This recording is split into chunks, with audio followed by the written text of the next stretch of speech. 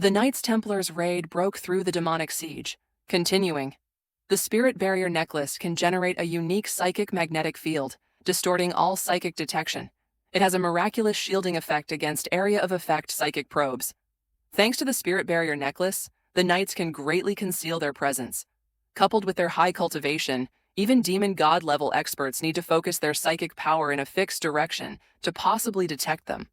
He-Jun stored the 4 bear demon corpses in his spatial storage ring, and then observed the sky again. He gestured with his hands, and the other knights reacted, scattering and concealing themselves in the darkness. He-Jun took out 2 dark gold metal spheres, glanced at the 8 demon god pillars in the center of the camp, and then hid himself. Inside the demon army's central tent, the death spirit demon god, Samigina, summoned the other demon gods. Except for the war-frenzied demon god, Anan, the other 7 demon gods were present. The war-frenzied demon god, Anan, possesses immense individual strength, rivaling even the top 5 demon gods. He has no race of his own and only pursues power, earning him the title of war-frenzied demon god. He found no purpose at Jade Dragon Pass and disappeared after the Holy War began, leaving only his demon god pillar as instructed by the demon god emperor. Samigina sat in the commanding seat, with the bear demon god, Hualifu, seated below him. The other 5 demon gods held lower ranks. Samigina was in a bad mood, gray aura flickering around him. He remained silent for a long while. Hualifu suggested increasing their offensive because his bear demon brethren hadn't eaten their fill in days. Samigina nodded in agreement, believing that the unexpected events justified their retreat while human morale was high. They would teach the humans a lesson. Hualifu complained about the demon god emperor's prolonged war strategy, believing that sending 3 of the emperor's legions would have broken through the pass long ago, and they wouldn't be short on food. Samigina glared at him sternly, warning him not to speak carelessly. Hualifu threatened the 5 lower-ranking demon gods, who dared not retort.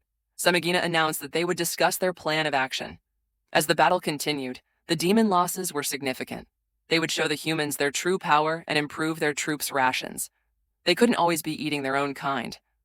Hualifu was overjoyed, thinking that Samigina would mobilize the Emperor's legions. Samigina nodded and confirmed, saying he would deploy 2 of the Emperor's legions to assist in the battle. However, they couldn't utilize all of them. The Emperor's 2nd Legion suffered heavy losses, and His Majesty was furious. The Emperor's legions were the foundation of the demon race, and they needed to minimize losses. Hualifu expressed his desire to confront Long Haochen. Samigina shook his head in refusal, stating that they couldn't intervene personally. Their direct involvement would escalate the conflict into a final decisive battle, which His Majesty would not permit. Moreover, the bulk of the demon forces were concentrated there, and they couldn't afford heavy losses. Although Hualifu was dissatisfied, he had no choice but to obey Samigina. Samigina was well aware of Hualifu's ambition. The bear demon god ranked 6th, coveting a position among the top 5 pillar demon gods. Besides the demon god Emperor Yue, demon god Agares, and the new demon god whose positions were unshakable, he could only target Samigina or the hell demon god, Marbas. Samigina was wary of Hualifu. The rankings of the 72 demon gods were not fixed. With sufficient strength, one could challenge those ranked higher, although the top 10 positions were relatively stable. The top 10 demon god rankings hadn't changed in centuries. Just as Samigina was rebuking Hualifu, all 7 demon gods felt a psychic shock. They sensed a powerful surge of light element energy erupting at the edge of the demon camp. They rushed out of the tent and saw dozens of intense golden beams of light shooting into the sky in the distance. Dozens of golden orbs rained down upon the demon camp. Then, dozens of golden figures shot back towards Jade Dragon Pass. Samigina roared and charged forward, but the orbs had already struck their target. He detected the surge of light element energy, but by the time he assessed the situation and arrived, it was too late. A series of terrifying booms accompanied by intense golden flames erupted. The orbs struck a single location, and the explosion's roars sounded almost simultaneously. The golden light intensified rapidly at dozens of points around the impact zone, continuing to build. The color shifted from bright gold to white gold, then crimson gold, and finally to a deep dark gold.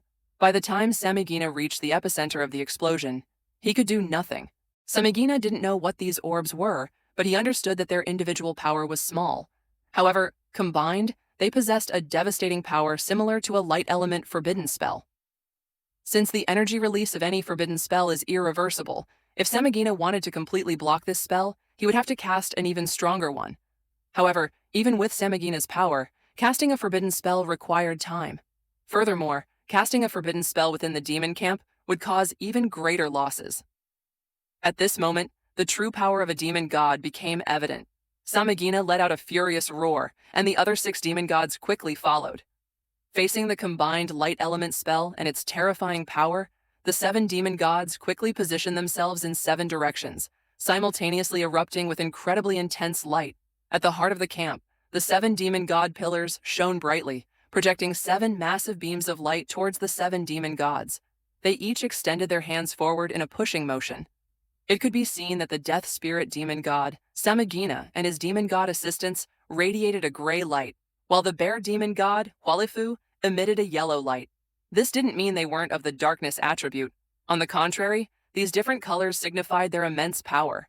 Only after breaking through the 9th rank would their spiritual energy emit a color corresponding to their innate abilities, transcending the limitations of their attributes. The spiritual energy radiating from each of the 7 demon gods was different, meaning that they all possessed power above the 9th rank. Combined with the amplification from the demon god pillars, their combined strength was terrifying. 7 different colored lights erupted simultaneously, generating a powerful, even horrifying pressure. The 7 lights shone together, forcefully suppressing the already exploding golden light element spell within a certain radius, preventing it from spreading further. Since they couldn't stop the spell completely, they contained its destructive power within a limited area. After all, light element spells were extremely harmful to demons. Within the roughly 200-meter diameter covered by the golden light, densely packed demon tents were reduced to ashes. Inside, the Demon Emperor's Legion strongmen fought desperately to resist, but they couldn't escape their fate. Even the durable bear demons were no exception. If the spell had spread to a diameter of 1,000 meters, the destruction would have been far more catastrophic. The 7 demon gods' expressions were grim. Although they resisted the light element spell together and had the support of the demon god pillars, the impact was still bearable. However, watching a large number of elite Emperor's Legion soldiers perish in the spell, they were filled with rage. Yet, they could only watch helplessly, unable to pursue the knights who had already retreated. Just then, on the other side of the demon camp, also where the Emperor's Legion was stationed, a cluster of dazzling golden orbs suddenly appeared. The attack targeted a single point again. This time, the 7 demon gods' expressions truly changed. Even Samigina's face turned ashen. Since the beginning of the Holy War, this was the first time the Knights of Jade Dragon Pass had launched an attack on the demon camp, and such a decisive one at that. Although they still didn't know how the humans achieved this combined spell and its devastating power, while the demons huddled in their tents for warmth, the effectiveness of this surprise attack was maximized. The power of the light element spell on the 7 demon gods' side had just reached its peak, and at the very moment they needed to focus all their efforts on containing it, when they were most vulnerable, the second attack commenced. This was clearly pre-planned. The Holy War had been raging for over a year. Just as the demons had a deep understanding of the Knights Templar's defenses and strength, so too did the humans understand this demon army. The humans had thoroughly studied this demon force. The demon army's advantages were undeniable, but their weaknesses and vulnerabilities were also clearly recognized by the Knights Templar's experts. For example, the demon camp's dense formation was a major weakness. If they used fire attacks, it could potentially cause a chain reaction. However, given the strength of the demon strongmen, a simple fire attack would at most destroy a portion of the camp, but wouldn't significantly harm the Emperor's Legion stationed outside. Therefore, the Templar hadn't launched a surprise attack until now. A surprise attack is only most effective the first time. Catching the enemy off guard takes time, and the attack needs to be a devastating blow. A hasty action would only alert the enemy. The Templar had been biding their time, and their counterattack finally erupted. Again, after throwing the blinding orbs, the 50 or so figures didn't linger, immediately turning and retreating at high speed. The terrifying combined spell exploded on the other side of the demon camp. Intense golden light within the Emperor's Legion's encampment erupted into a massive golden mushroom cloud. Terrifying golden light spread outwards at an alarming rate. Although many powerful demons were awakened from their sleep by the first spell, everything happened too quickly. The rank 7 and 8 demons couldn't react as swiftly as the 7 demon gods who were already alert. Cold and hungry, they had fallen asleep early. When they sensed the surge of powerful light element energy, most of them were simply startled awake. Before they could even rush out of their tents, the second attack had already arrived. The next moment, the demon strongmen within the radius of the light element forbidden spell were silently consumed, completely annihilated within the holy flames. The holy flames spread as well. Unhindered by the demon gods, the second forbidden spell spread rapidly outwards. Although its power weakened as it spread, becoming insufficient to kill demons, it was still strong enough to ignite the tents. The entire demon camp was thrown into chaos by this surprise attack, and at this moment, the Knights Templar Alliance launched their third wave of attacks. It appeared again. Long Haochen roared, holding a dark gold metal sphere in each hand. He instantly channeled intense spiritual energy into them, aiming carefully before throwing them. Infused with light element spiritual energy, the metal spheres bloomed with a meter-wide golden light. Behind him, 50 knights cloaked in black acted simultaneously. A barrage of golden orbs flew forward. Their third wave of attack also targeted the Emperor's Legion, but this time closer to the inner part of the demon camp. After the volley of golden orbs, Long Haochen immediately signaled for retreat. Han Yu suggested taking advantage of the chaos to engage the demons. Long Haochen firmly shook his head, pointing out that the spells wouldn't last long. Their objective was a swift attack, and they had to retreat immediately. Otherwise, once the 7 demon gods recovered, they wouldn't be able to escape. Long Haochen, although eager to complete his mission and earn merit, also prioritized his own safety. His life no longer belonged solely to him, but to the entire alliance. Therefore, he didn't hesitate to lead his 50 knights in a swift retreat, heading back towards Jade Dragon Pass. This raid was planned during the military council, with a simple and direct objective: to target the demon's 3 Emperor's legions. Although the 3 Emperor's legions hadn't yet joined the battle, they posed an undeniable threat to Jade Dragon Pass.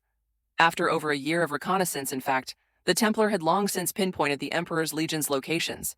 They even knew the positions of the Hell Demons, who served as magical artillery. During the daytime attacks, some of the Hell Demons attached to the demons' backs belonged to the Emperor's legions.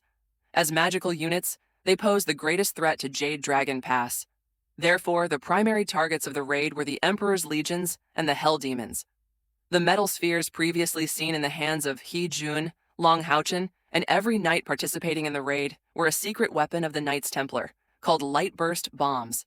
These were powerful weapons that used pure light element energy to create explosive damage. They were one of the Knights Templar's most prized possessions. They were initially developed for the magic cannons. The magic cannons were undeniably powerful, but their energy consumption was extremely high. A single shot from a magic cannon would often deplete the spiritual energy of a rank 5 or 6 magic crystal. Even a rank 9 magic crystal couldn't sustain it for long. Therefore, the Alliance sought to develop practical ammunition, using metals with high elemental affinity mixed with lower-rank magic crystals.